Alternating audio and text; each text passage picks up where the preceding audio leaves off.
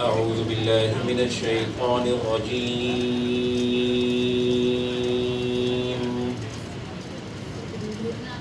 بسم الله الرحمن الرحيم.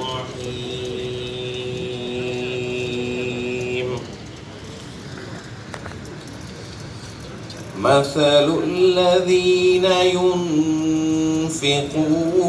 أموالهم في سبيل الله كمثل حبة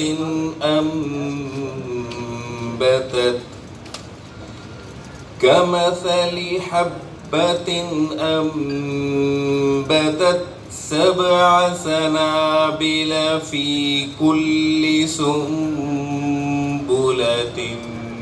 100 حبة والله يضاعف لمن يشاء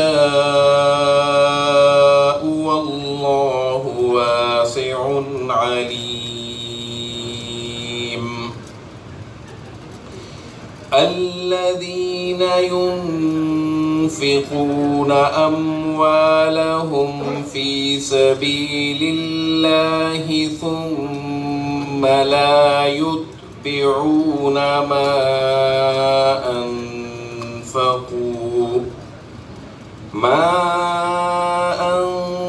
أنفقوا منا ولا أذى لهم أجرهم عند ربهم ولا خوف عليهم ولا هم يحزنون।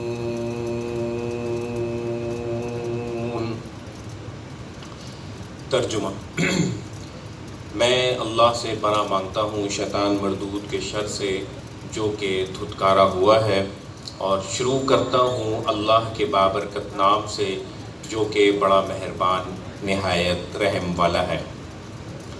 उन लोगों के माल की मिसाल जो अपने माल खुदा की राह में खर्च करते हैं उस दाने की तरह है जिसमें 7 शाखें पैदा हों और उसकी हर शाख में 100 दाने हों। अल्लाह बरकत देता है जिसको चाहता है और अल्लाह बड़ी गुंजाइश वाला और इल्म वाला है। जो लोग अपने माल अल्लाह की राह में खर्च करते हैं फिर अपने इस इंफाक के पीछे ना एहसान जताते ना दिल आज़ारी